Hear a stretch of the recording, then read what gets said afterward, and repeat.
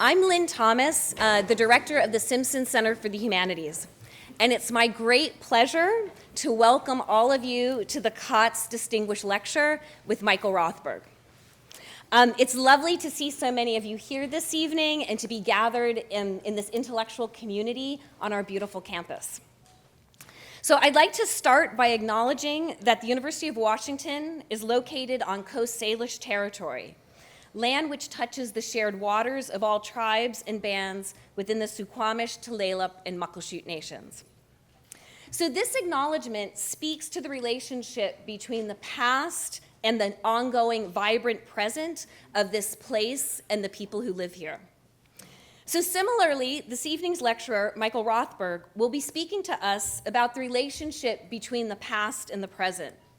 The way we so often look to the past and to other places for help in making sense of the most trying events in our own times.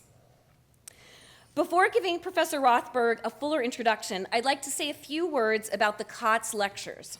So this is the first of 3 lectures that will happen this year, as happens every year. So in winter, Emily Bender, who's a professor in UW Linguistics, will be giving our Katz lecture in January, or sorry, maybe February, but winter quarter. And then in spring, Stephanie Lemay-Nager, who's an environmental studies scholar from the University of Oregon, will be in spring. And so I would encourage all of you to come out for those lectures as well. You can find out more about them on the Simpson Center website, as well as all the other things that we are up to.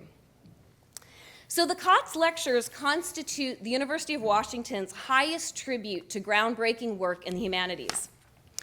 So as many as you know, Solomon Katz was an admired and a beloved leader at our university. He was a distinguished scholar of Byzantine history. And that expertise, no doubt, served him well as he moved into chairing the Department of History, serving as Dean of the College of Arts and Sciences, and later becoming Provost of the university. So the purpose of the Katz lectures is to honor his memory, as well as the memory of others who have done such outstanding and impactful work in the humanities at the University of Washington. As important, Katz lectures bring us together in a public space to think together and to think collaboratively. This series reminds us that despite the profound and in many ways unprecedented challenges that research universities face in 2025, we remain committed to our core missions. So the mission of intellectual inquiry and the mission of educating and learning from current and future generations. Katz lectures would not be possible without the amazing staff at the Simpson Center. So I want to thank Caitlin Palo, Rachel Arteaga, Julie Stoverink, Abby Dean, and Shelby House for bringing this event to fruition tonight. So thanks to them.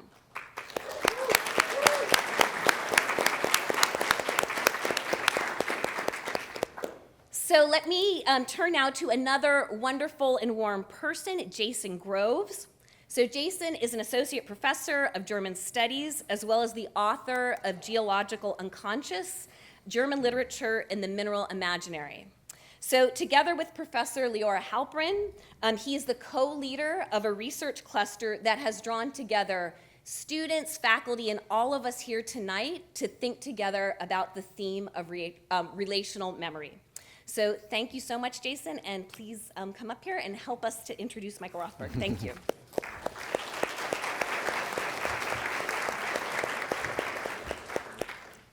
Thank you so much, and good evening to everyone.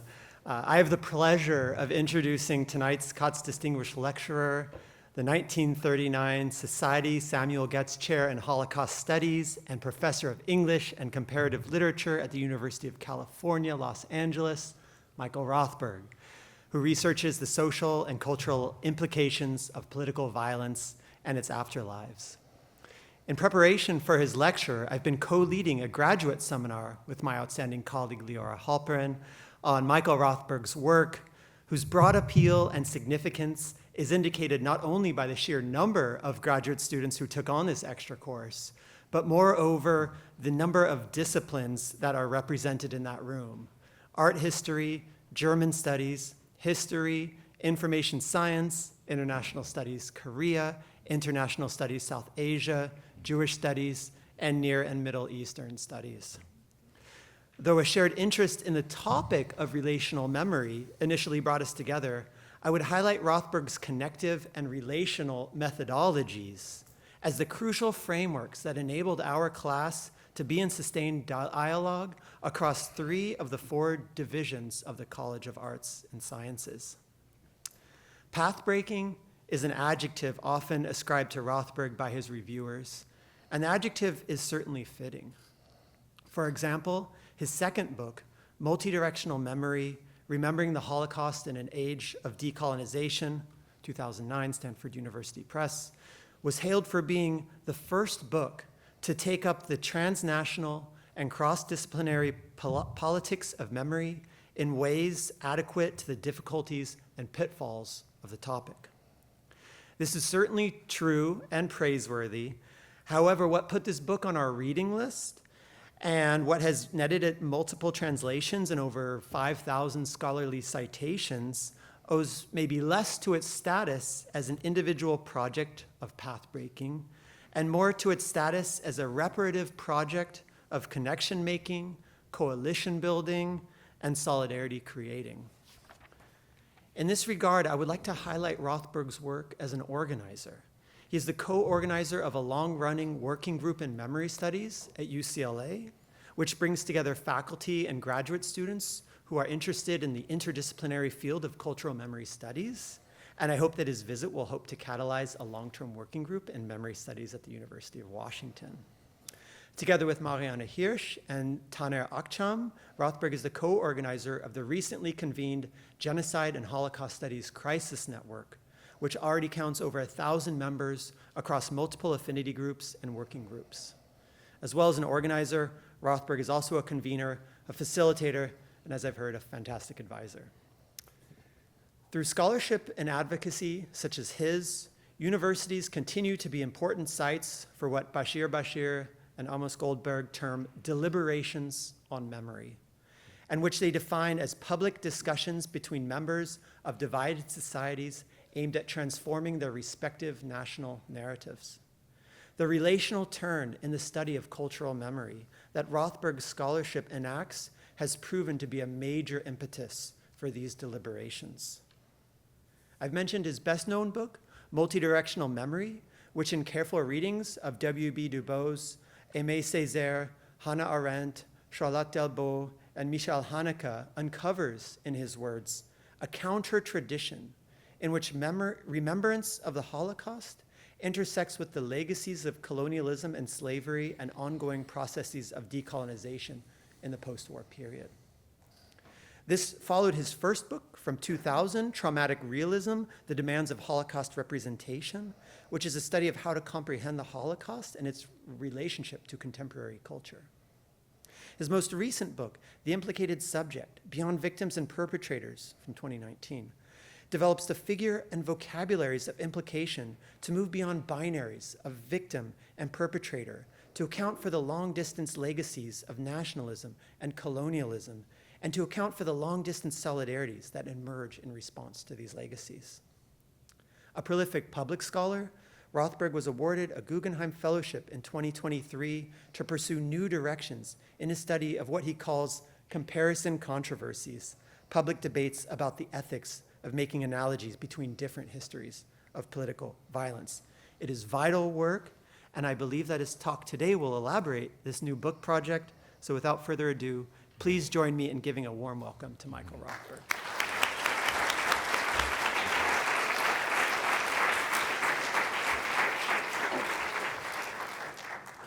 Thank you so much, Jason Groves, for that really wonderful introduction. And it's an honor for me to be giving the Katz lectures and to be here today with you. I'm really thrilled about it. I'm grateful to Lynn Thomas, the Simpson Center director, as well as Kathleen Woodward, the former director of the center, and to Jason and Leora Halprin for this relational memory project and for including me in it. I'm also really glad to be part of that.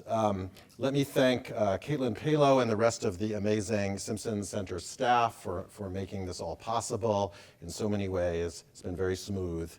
And I want to say that it's also quite personally meaningful for me to be here today.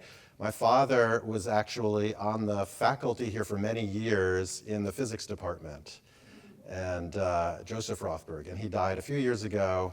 I wish he could be here, in fact, to hear the talk, but I'm glad to do it with that memory in mind. So what I'm going to do today is indeed to give you a sort of tour through a new book project, which is about contentious Holocaust comparisons. And the idea for the book came to me in 2021, 2022, out of experiences I had taking part in debates in Germany about Holocaust memory, and I'll tell you a little bit more about that in a few minutes.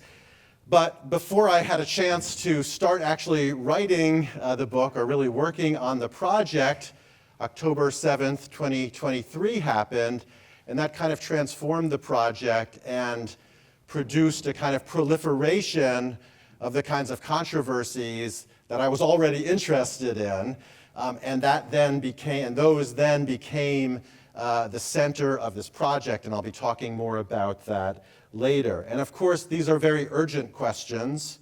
They're urgent morally, they're urgent politically, and maybe wearing other hats, I would address that urgency through advocacy or activism or that sort of thing. But in the book project, I'm also trying to take a step back and to think with a scholarly lens about these kinds of questions of comparison and controversy. So I offer this talk in that scholarly vein, for sure.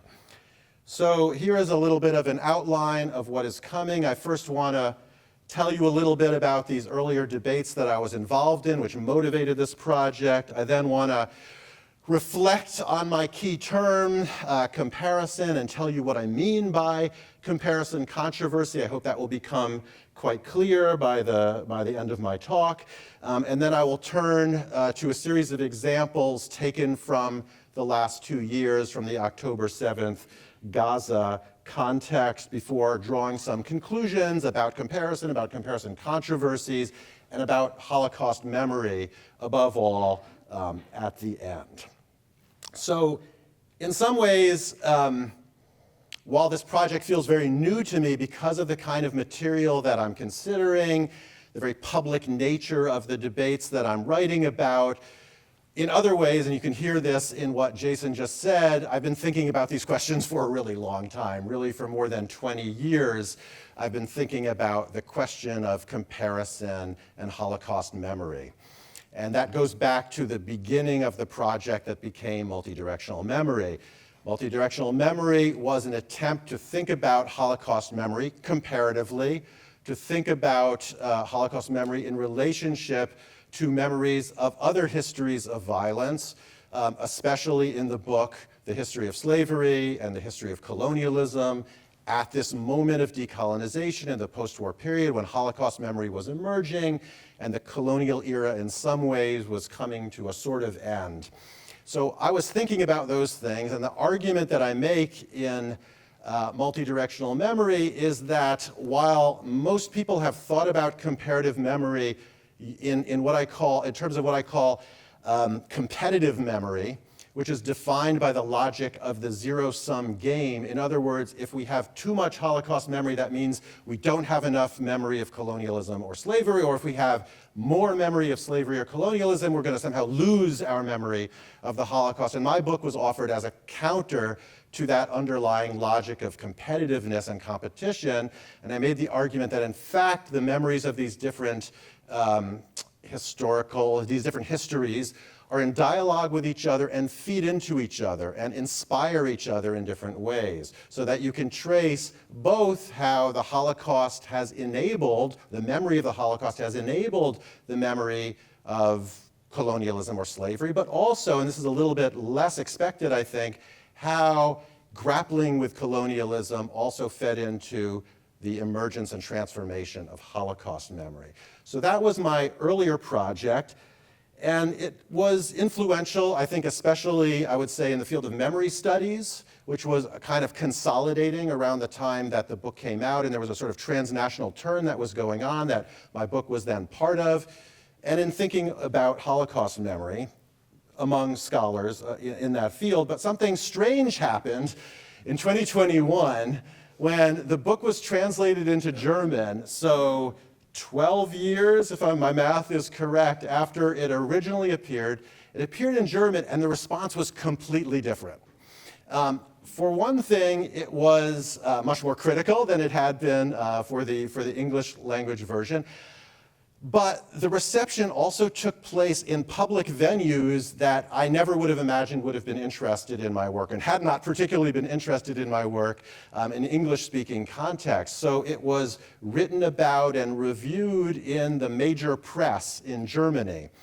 And that turned out, that was exciting at first. I thought, wow, my work is getting read and discussed in, the equivalent of the New York Times or Time Magazine or the New York Review of Books or what have you. It turned out to be a very ambivalent experience. And I knew something, in fact, was going a little bit wrong when the first article appeared about it in the magazine Der Spiegel, the major weekly news magazine in Germany, where they published this rather unfriendly picture of me that they had sent a photographer to LA during the COVID lockdown to take. He was a local photographer, but they sent him specifically to take my photograph. He got me in the sun and, I don't know, looking that way. But more troubling than the picture is the caption to the picture. Because if you can see what it says, I translated it there on the right, scholar Rothberg, Holocaust memory functions like a zero-sum game.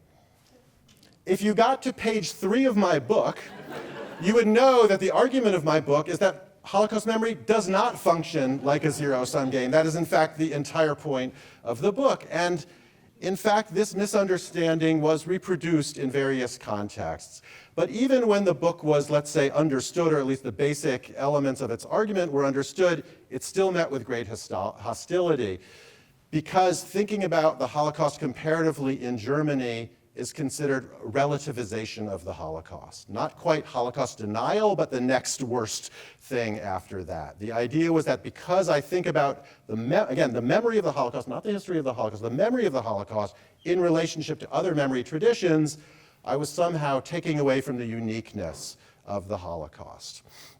Now, part of the reason that the book generated this kind of public interest and was so controversial was because it appeared in the midst of a longer, an ongoing debate that had started the previous year in 2020 with some, again, very public attacks on the Cameroonian, South Africa-based scholar Achille Mbembe, who was accused in an open letter by a regional politician of Holocaust relativization, anti-Semitism, and demonization of Israel. I entered into that debate a little bit and wrote a couple of pieces, public-facing pieces for the first time in a German context. I think that maybe put my name on the radar a little bit. I thought the charges against Mbembe were wrong and were exaggerated and misunderstood what he was doing, that in fact he was part of this multidirectional tradition that I had studied, so I felt I had something to say about it. But this was a huge international scandal, starting out in Germany, but really becoming much broader. And very quickly, it was termed the Historiker Streit 2.0.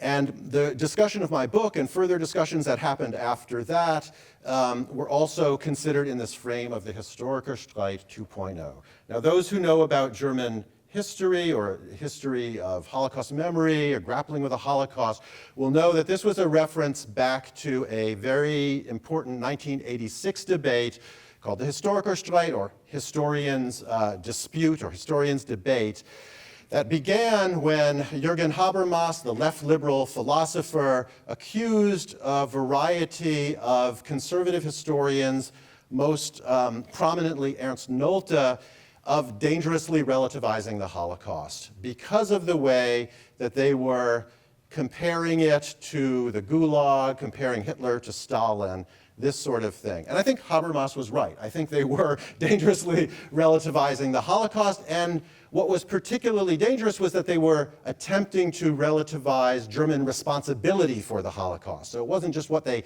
said about the events, but it was about what it meant for German national identity and the grappling with the Holocaust, which was becoming in such an important part of German society around that time. So when they called this new debate, the Historikerstreit 2.0, this put me and some of the people that I was aligned with in the uncomfortable position of being supposedly in the position of a Nulta, because we were the ones doing the comparison. But what I think is quite interesting, I would not say that I'm a Holocaust relativizer at all, and certainly it was in no way about relativizing German responsibility. In fact, it was about expanding the understanding of German responsibility, as I'll say in just a moment.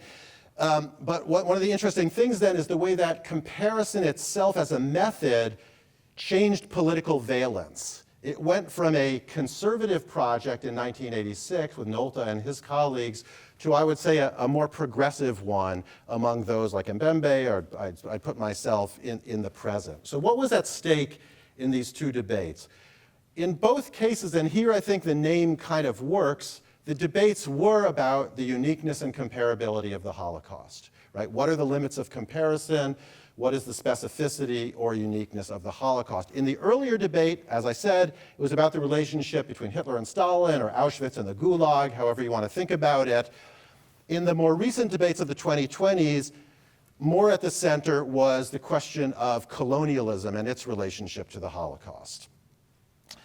In the 1986, one of the very problematic aspects of Nolte's argument was that the Gulag existed in a kind of causal relationship to Auschwitz and the Holocaust. In other words, that he was really shifting the blame almost for the Holocaust back to the Soviets, back to Stalinism. That's where this evasion of responsibility took place. There's nothing quite like that happening in the present, because in fact, I think what a lot of us were arguing is that Germans are responsible not only for the Holocaust, it's a very general terms I'm speaking in here, obviously, but also for colonialism, right? So they have a responsibility that's not less because of colonialism, it's more in a certain sense. Also at stake in the more recent debates has been the relationship between anti-Semitism and racism, something that is, I think, remains very timely. So finally at stake in 1986 was this question of responsibility and national identity, right, in the wake of the Holocaust, one side trying to, in a way, reestablish a positive notion of German identity. That was the Nolte side. One side, the Habermas side, saying, no, we have to have a critical engagement with our past. Can't have a positive identity after the Holocaust. Today, somewhat analogously, I think what's at stake is the relationship between Holocaust memory, Israel-Palestine, which sort of is closely related to questions about Holocaust memory, especially in Germany, but not only there.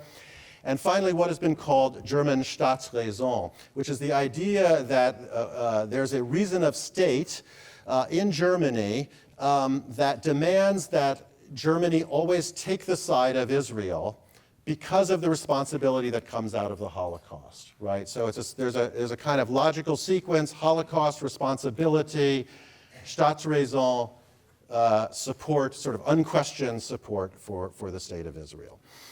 So that is what was at stake in these two debates, the two Historikerstreit. And in retrospect, I came to think of these two debates as examples of what I now call comparison controversies. And I was thinking about them as representatives of this particular genre that then made me want to think more about this question, like what is then a comparison controversy as a particular genre? And that's what I want to turn to now.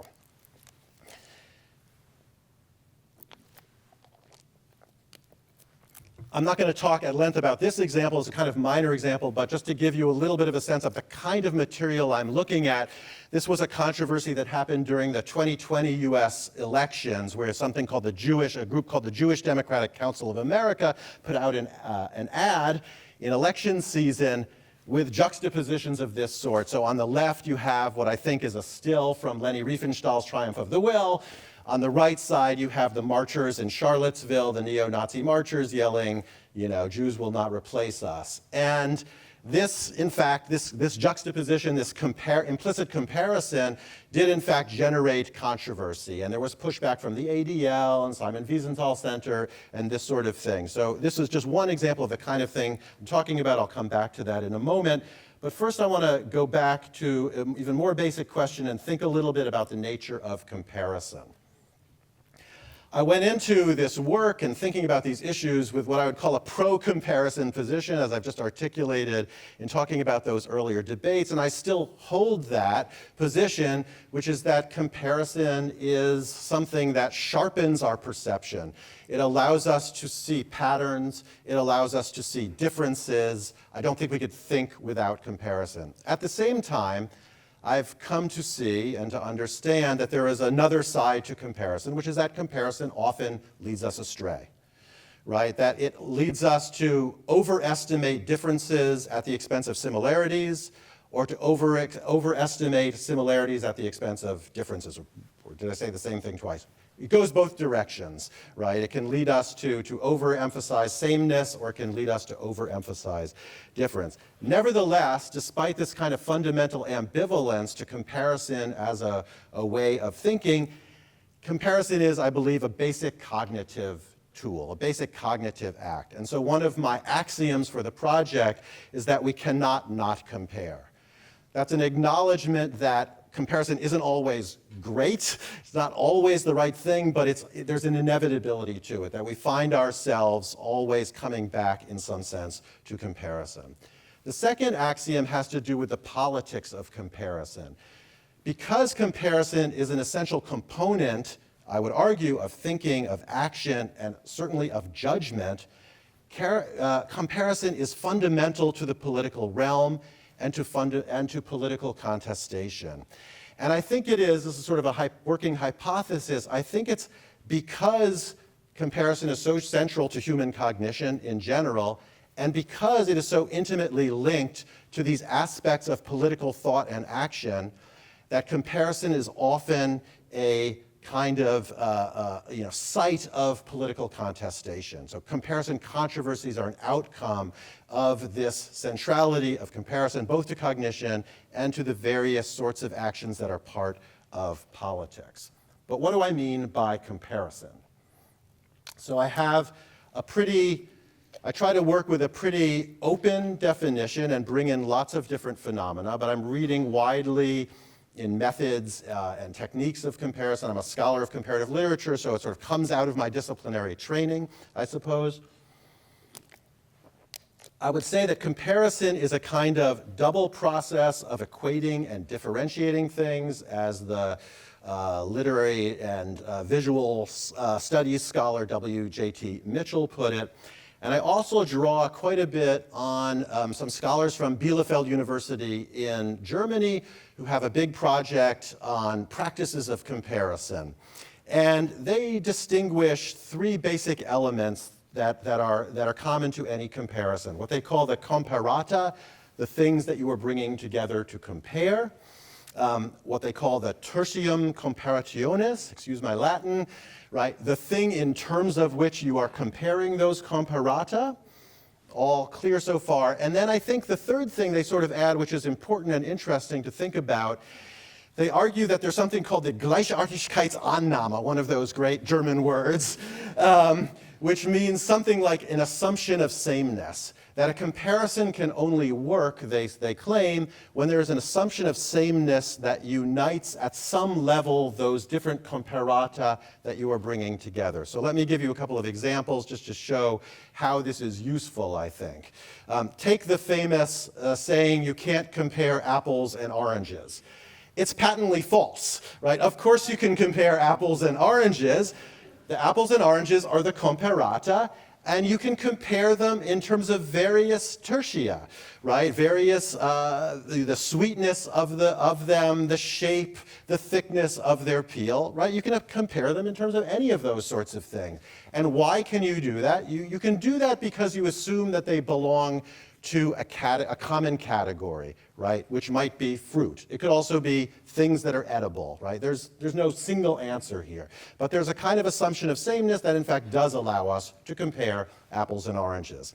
If you think back to the Historiker Strike 2.0 that I just talked about, there the comparata were Holocaust and colonialism, right? And what does it mean to compare them? Well, you could compare the extent of the violence in these different histories. You could compare the traumatic nature of these histories. You could compare the challenges they pose to justice, right? Any of those things could be tertia, which would allow you to compare these two comparata. And what is the assumption of sameness? Well, again, that could vary. It could be these are different forms of political violence. Or in some cases, in the debates in Germany, this was one of the elements, different forms of genocide. So one of the big issues there has been the genocide of the Herero and Nama in German Southwest Africa. What is the relationship of that to the Holocaust? Well, one of the things that allows you to bring them together was to say, well, these are both examples of genocide. So this is how I'm thinking about comparison. And then what is a comparison controversy? And here is the working definition that I've been using.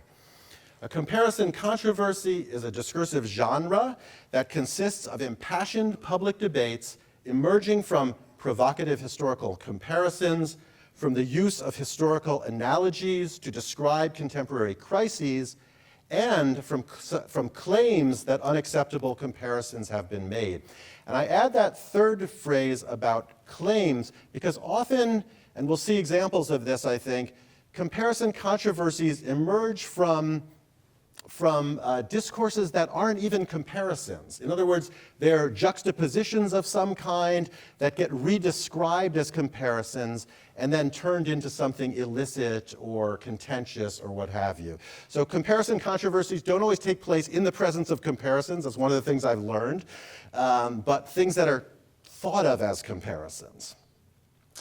I think that this schema that comes from the Bielefeld group can be interesting to help us understand what is at stake in these controversies. You would think that it is the comparata themselves, right? That what is controversial is that you have the Holocaust and colonialism being compared to each other.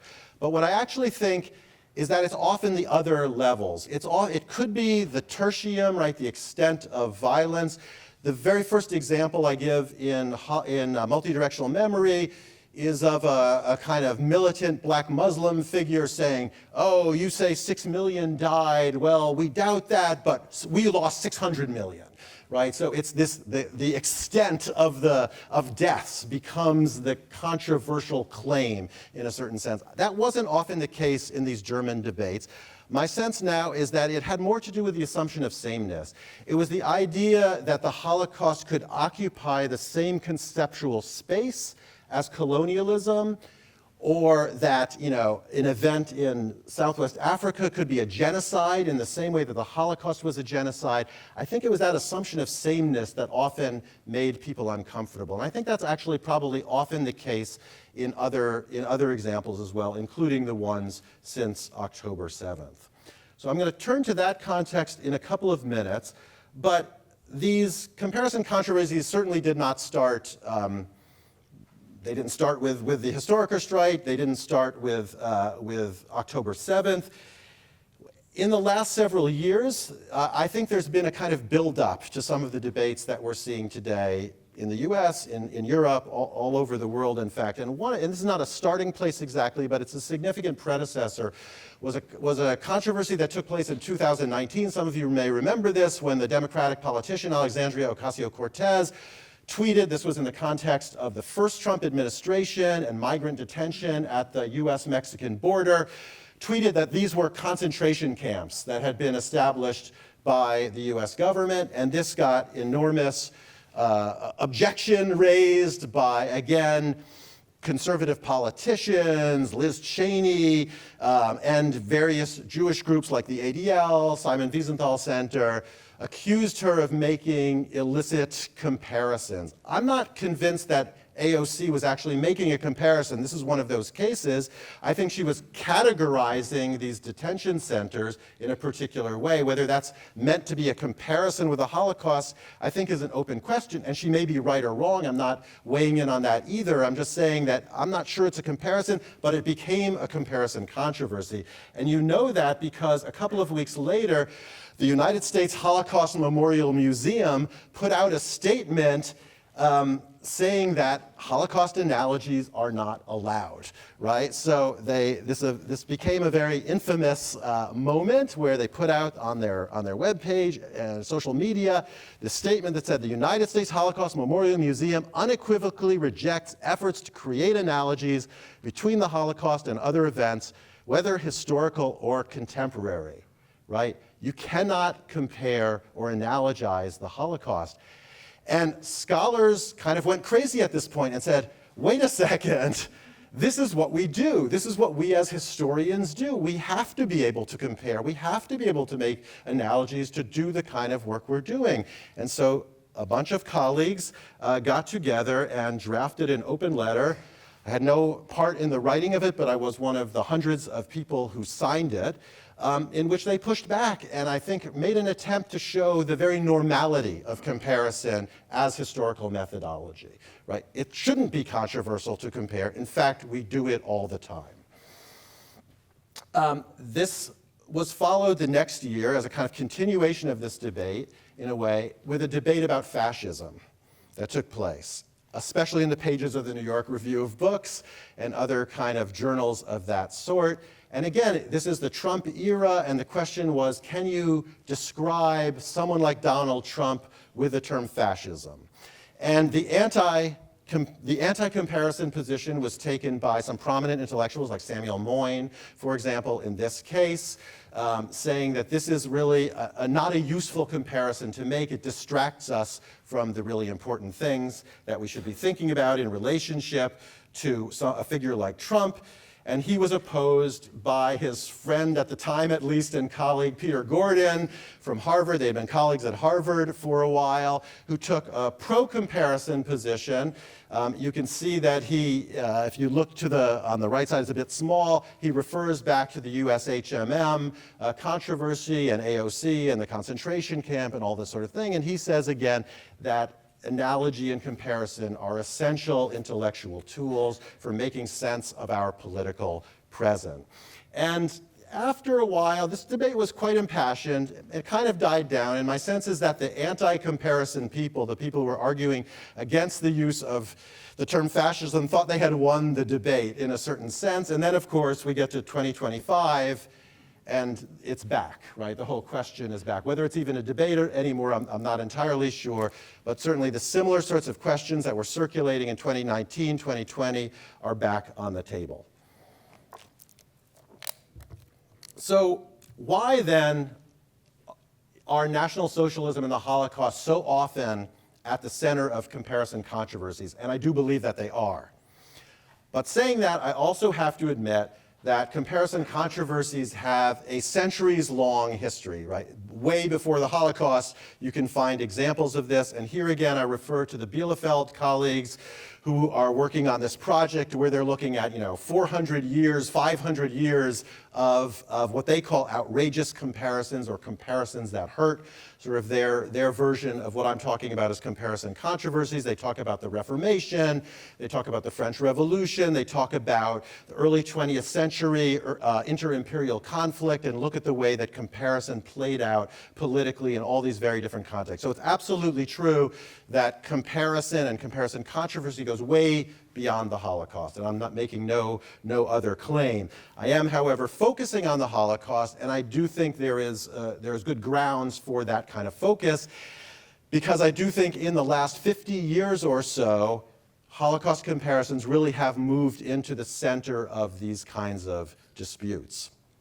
And one of the things that I found interesting in looking at the corpus that I've kind of collected is that these comparisons can concern all possible different subject positions. In other words, sometimes they're about victims, comparing victims of the Holocaust to victims of some other history. Sometimes it's about perpetrators, calling people Nazis, right, is of course a very common rhetorical trick. And sometimes it often, and to me this is even one of the more interesting ones, it can also concern bystanders. So this sort of question of like, what would you have done if you had been around then, is something that refers back to the Holocaust moment, I think quite explicitly sometimes, often implicitly, and that you see a lot today. What did you do when Gaza was being assaulted, or when October 7th was taking place? This sort of question of the bystander also serves as a way of connecting. So my argument, so far at least, is that the Holocaust's centrality to comparison controversies derives from what I call its dual status as an event that has been deemed simultaneously unique or unprecedented and universal at the same time. And it's this doubleness that I think is quite significant. This has a history, this way of thinking about the Holocaust has a history, and I draw that out and try to narrate that in the book. There are key moments in this conceptualization of the Holocaust as unique. We could probably start in 1961 with the Eichmann trial. The late 60s is a very important moment. The late 70s, when you have the Holocaust miniseries that gets released and has a huge cultural impact both in the US and in Europe, is also very important. In the 1990s, with the opening of the Holocaust Museum, with a post-Cold War moment and a kind of globalization of Holocaust memory, this notion of the Holocaust uniqueness starts to become more and more prominent. This notion of its universality, I think, then gets consolidated around the year 2000 with something called the Stockholm Declaration and what was called a kind of cosmopolitan turn in Holocaust memory. The Stockholm Declaration emerged from a forum that took place, was called together by the Prime Minister of Sweden. It involved dozens of heads of state and other prominent people like Elie Wiesel, as you can see here, the German Chancellor, et cetera, et cetera. And they then issued a declaration, which was kind of a key moment in the evolution of Holocaust memory. And in its first two articles, these are some of the things that it states. The Holocaust Shoah fundamentally challenged the foundations of civilization. The unprecedented character of the Holocaust, they use unprecedented instead of unique. It is a significant difference, but that's, we could go into that later. The unprecedented character of the Holocaust will always hold universal meaning. The depths of that horror and the heights of heroism can be touchstones in our understanding of the human capacity for evil and for good. And it's this combination of unprecedentedness or uniqueness and the universal import of the Holocaust, which was called the cosmopolitan moment of Holocaust memory, and which I think was supposed to promise, as the word cosmopolitan suggests, a kind of world peace, a kind of way for different histories to be articulated. But I think it ultimately actually fed and led into more controversy. And I think it has something to do with the particular configuration of uniqueness and universality that you find in the Stockholm Declaration and other places in the articulation of Holocaust memory, that the Holocaust is universal because of its uniqueness. It is unique and therefore universal. And it's that particular way of articulating uniqueness and universality which I think is what generates controversy. And so one of my key questions, and it's a question partly about periodization and historicizing these terms, is whether we are in a new post-cosmopolitan moment of Holocaust memory. I think that we are, and I think because I think this relationship between uniqueness and universality has kind of broken down. And then if that is the case, then what comes next? How can we rethink, perhaps, the way we think about Holocaust memory? And that then takes me to the third part and the heart of my examples, which are from this October 7th Gaza moment,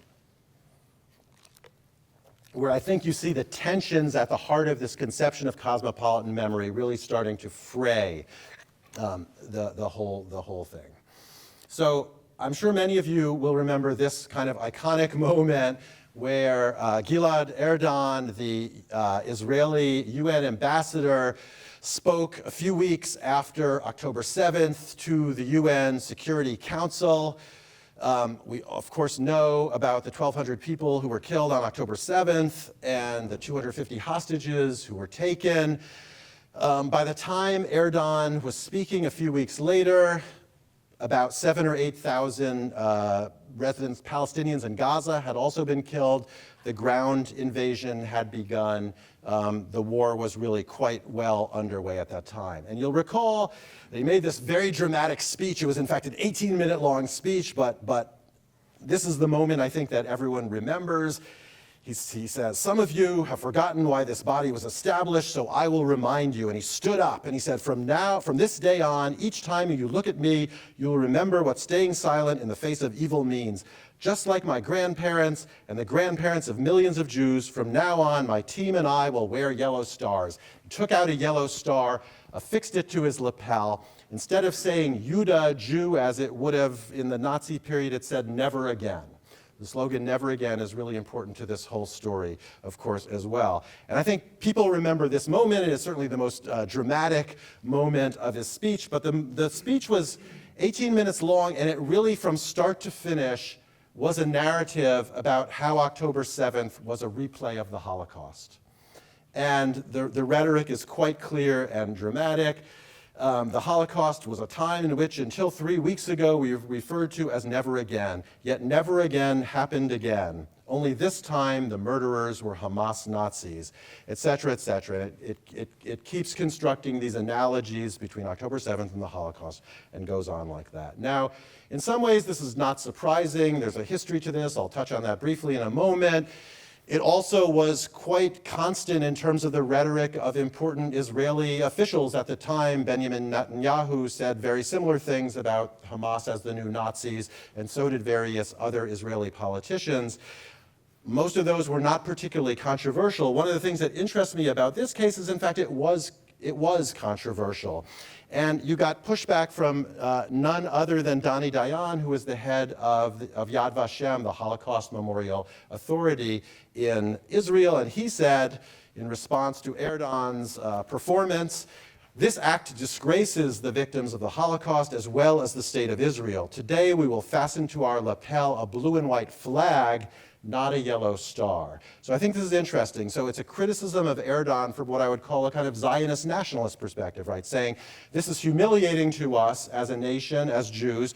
Let's be proud of who we are and put on the flag instead of this yellow star that reminds us of the Holocaust. So that was from a kind of nationalist angle. It was also criticized much less prominently than by the head of Yad Vashem, by Holocaust survivor Stephen Kapos, who is lives in the UK and has been, from what I've gathered by looking into his story, a quite active activist since October 7th and perhaps before that as well. He also objected to the putting on of the yellow star.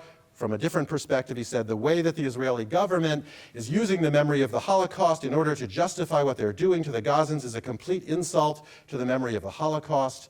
When I saw the Israeli ambassador of the UN putting on a yellow star, it was stomach-turning. Somebody who had to wear a yellow star like myself and my entire family, I'm insulted by it. So he speaks from a very personal position, but he's also very politically active. And you see that in a turn that he then makes, in which, although he rejects Erdogan's comparison, he goes on to make a comparison of his own. So he says, you can't compare October 7th and the Holocaust, but you can compare what's happening in Gaza to the Holocaust. And I draw attention to this because I think it's not simply hypocrisy, and I think it's not simply some quirk of Kapos, but because I actually think it's a structural feature of comparison, that we often find ourselves on different sides of this question of when it's permissible to compare and when it's not permissible to compare. So I'll come back to that in my conclusion, but keep that in mind. There's this kind of structural ambivalence to comparison, which I think is important. One of the things that interests me about Erdogan is where the comparison takes place. So a lot of these comparison controversies I talk about we learn about them in digital spaces, right? We learn about them through social media, through posts on Facebook, whatever, sometimes through the newspaper, which we probably read online. But I think the place matters, and I think there's actually quite a heterogeneity of places where these sorts of comparisons take place. And one of the things in the Erdogan case is in a very political space, right? The UN is kind of international political space.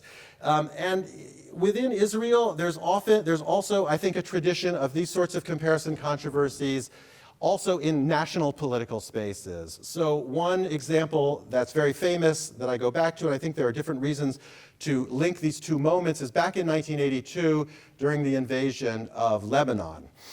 And Menachem Begin was prime minister at that time, and he was famous/infamous for his use of Holocaust analogies and comparisons to talk about the Palestinians. So he regularly likened Arafat to Hitler, for example.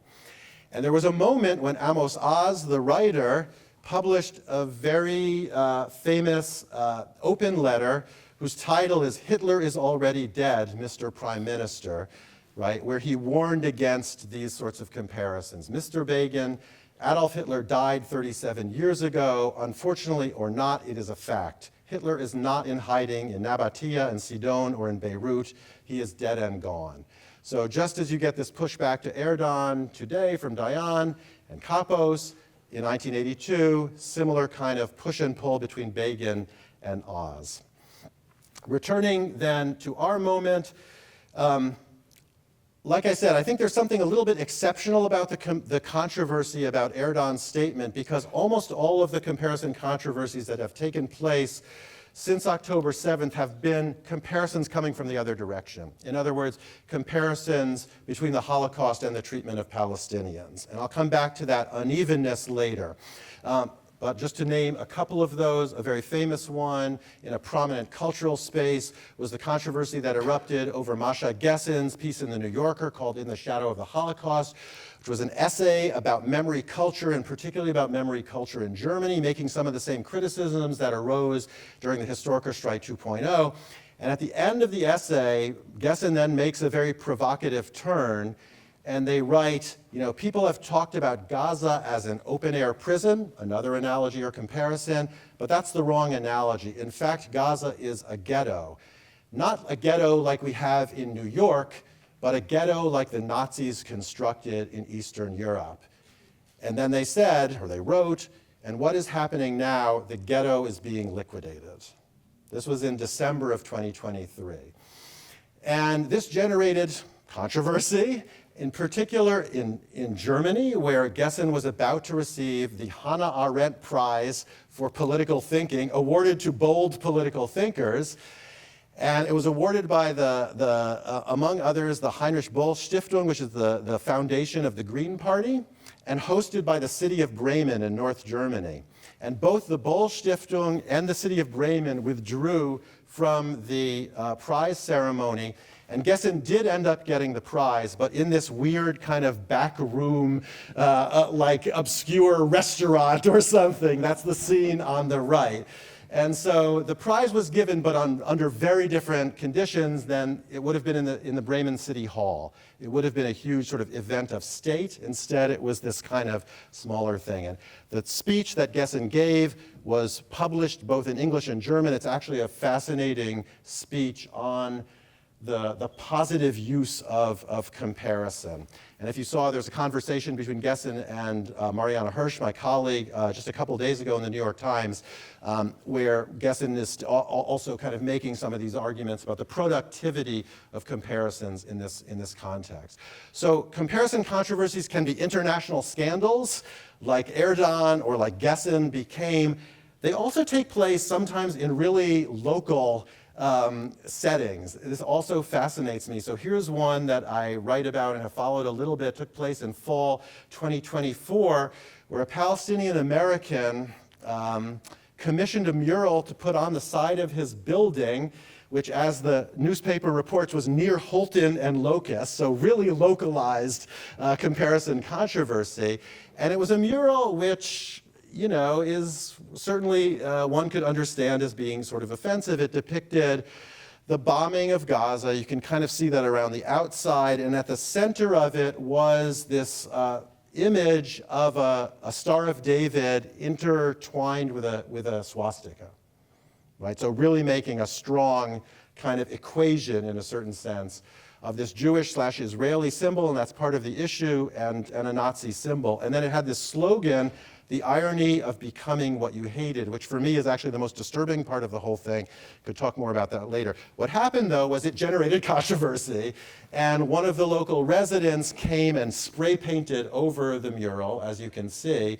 And her objection from the reports that I read was actually less about the comparison than simply about the exhibiting of a swastika in a public space.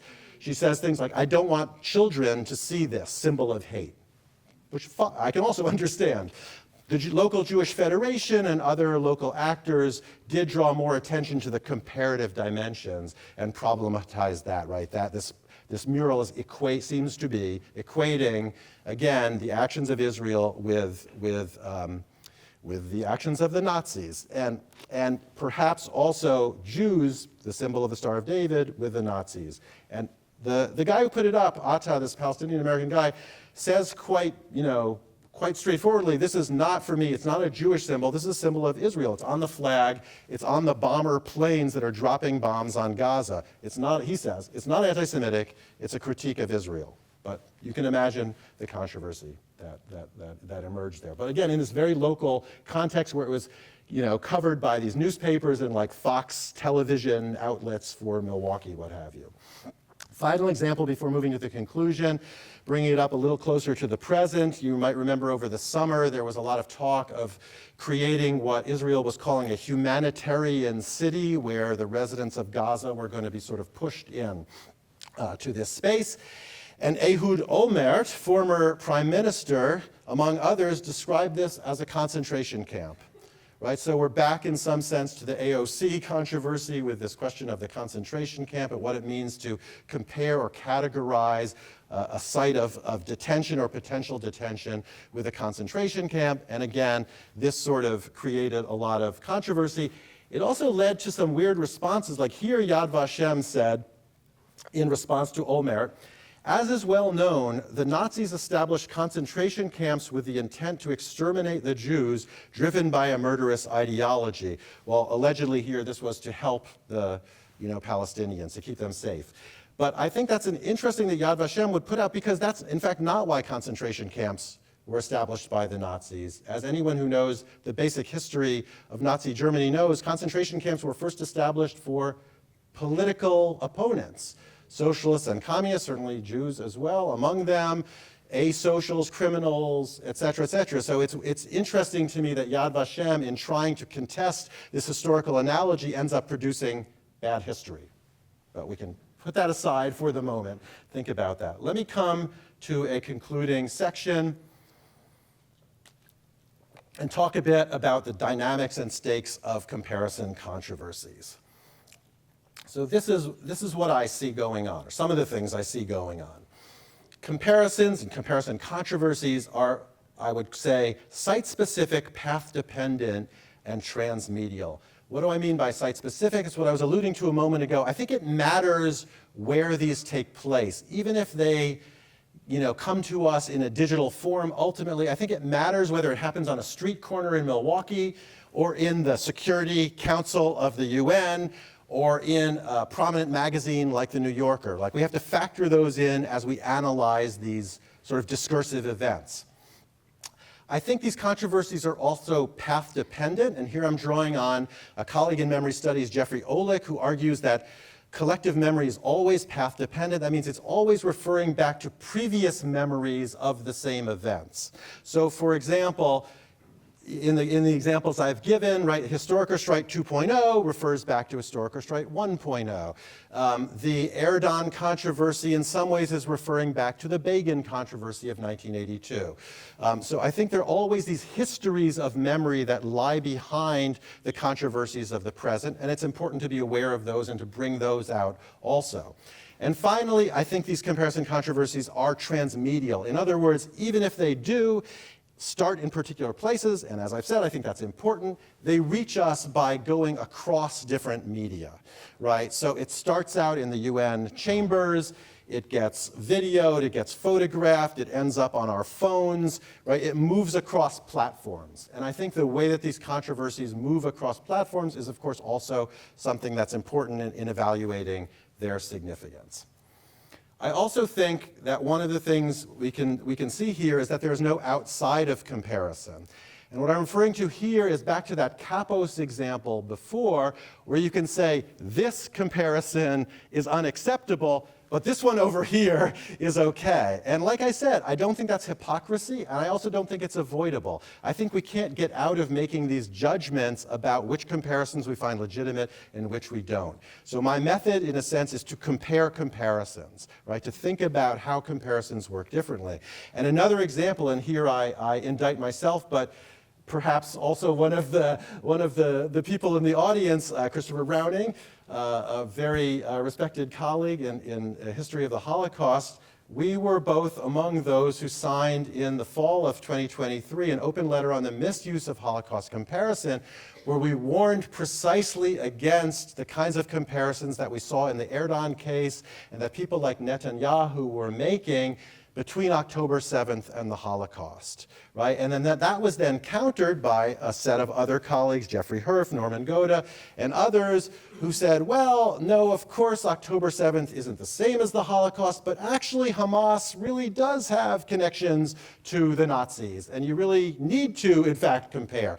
Now, what's ironic about this exchange of open letters is that most of the time, and I won't speak for anyone else, I am on the pro-comparison side, as I've tried to say in talking about the earlier debates in Germany, but here I found myself on the anti-comparison side. And I had a kind of bad conscience about that for a while until I realized that, no, this is sort of the way it works, right? We can't get outside this question of comparing comparisons and trying to evaluate them. So if there's no outside of comparison, if we're always comparing comparisons in some sense, then we need an ethics of comparison, I believe. And this is an idea I actually first had about a previous Gaza moment. You may remember in 2008, 2009, there had been a ceasefire, it broke down, Israel started bombing Gaza. I actually happened to be in Israel for the first time. At that very moment, I arrived the day before this all began, so it was a kind of visceral experience in some way for me. And that was also a moment when there were a huge number of comparisons being made, especially between Gaza and the Warsaw Ghetto. And again, here I am, someone who is generally for comparison, but I found myself troubled by some of the comparisons that I saw at that time. And I thought, I got to figure out why. I have to understand why some comparisons make me uncomfortable and some I'm willing to embrace. And I kind of came up with this schema where I mapped an axis of comparison against an axis of what I call political affect, going from competition to solidarity. And I argued and try to argue in this essay from 2011 that you can place different acts of comparative memory in these different quadrants. And you start to get a handle on why some may be more troubling than others. It could be that they're emphasizing equation over differentiation. It can be that the tonality of them is more competitive than in the interest of, say, building solidarity across different groups of victims. So, you can think how you want about these different ones, but I found this a kind of useful heuristic tool. Since then, what I've come to also realize is that not all comparisons are equal. So we need not just an ethics of comparison, but I'd say kind of politics of comparison.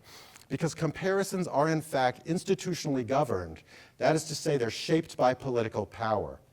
And the most explicit example I can give you of this, and I think it's a really important one today on our campuses, in our country, in other countries as well, is the story of the IHRA working definition of anti-Semitism. If you remember the Stockholm Declaration that I talked of earlier, the organization that came out of the Stockholm Declaration was the IHRA, the International Holocaust Remembrance Alliance.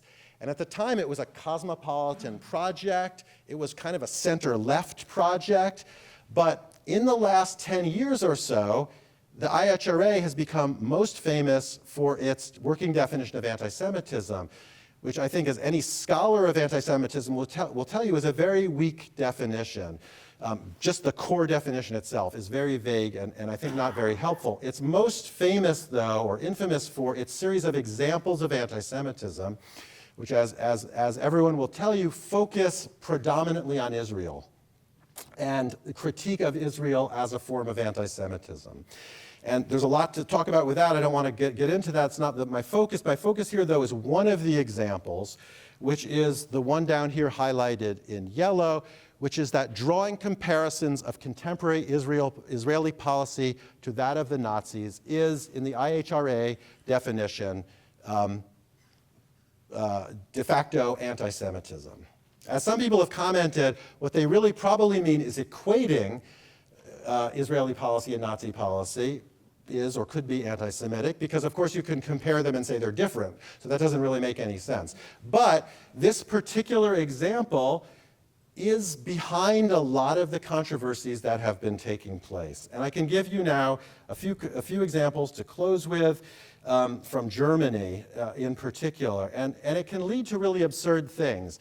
This was a Christmas market in a city in Germany, Darmstadt, in winter 2024, where it was called a decolonial Christmas market, whatever that is. There was a stand of, there was a Palestinian solidarity group that had a stand, and among other things, they had these like sugar hearts that had slogans with things like ceasefire now, Palestinian lives matter, and then the one that got mentioned again and again, there were other things that people didn't like also, but one of the things that got mentioned again and again was the sugar heart with the slogan, never again for everyone. It's a little bit of an awkward English version, I think, of never again for anyone, but you know what it means.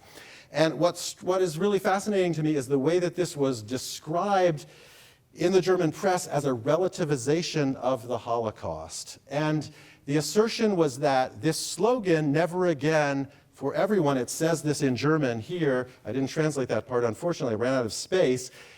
It equates the death of Palestinians in Gaza with the annihilation of 6 million Jews, or Jewish people, in fact, is what it says. So this slogan, never again for everyone, the universal ethical message, I would say, that comes out of the Holocaust, is thought of as an equation, not even a comparison, but a strict equation, and a relativization of the Holocaust. I think it's a strange interpretation of that slogan, of that example, but it's more and more common. And what you see then is a turn against the universal import of the Holocaust, and that's what I'm seeing in a lot of these examples. Another example, and I say at a slightly higher level, in a sense, was the cancellation of the Israeli philosopher Omri Bohm's speech that he was supposed to give at the 80th anniversary of the liberation of Buchenwald concentration camp. So at the memorial site, Omri Bohm, it's a Kantian philosopher, grandson of a Holocaust survivor, was supposed to give the big speech at the commemoration, and the Israeli embassy complained. And why did they complain? Why did they think he was not an appropriate person for such an event? They said the decision to invite Omri Bohm, a man who has relativized the Holocaust, there's the charge again, and even compared it to the Nakba, which isn't actually true, but okay, is not only outrageous, but a blatant insult to the memory of the victims. Under the guise of science, Bohm is attempting to dilute the commemoration of the Holocaust with his discourse on universal values, thereby robbing it of its historical and moral significance. So a Kantian philosopher, of course he has universal values, but again, isn't that the point, right? That the Holocaust has moral significance that is universal, that applies more broadly, right? Apparently not, right? And the speech, the Israeli embassy called for the cancellation of speech. The director of Buchenwald Memorial Site canceled the speech under that pressure. And he had reasons perhaps for doing it, but he caved into the pressure.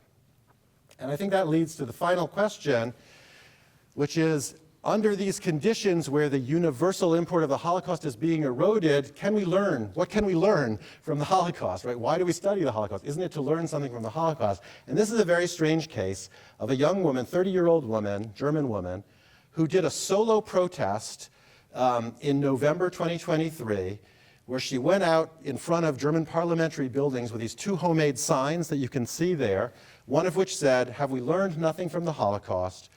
the other of which said, was sort of hanging here, no to the murder of 8,500 civilians in Gaza so far. The numbers are accurate for that time.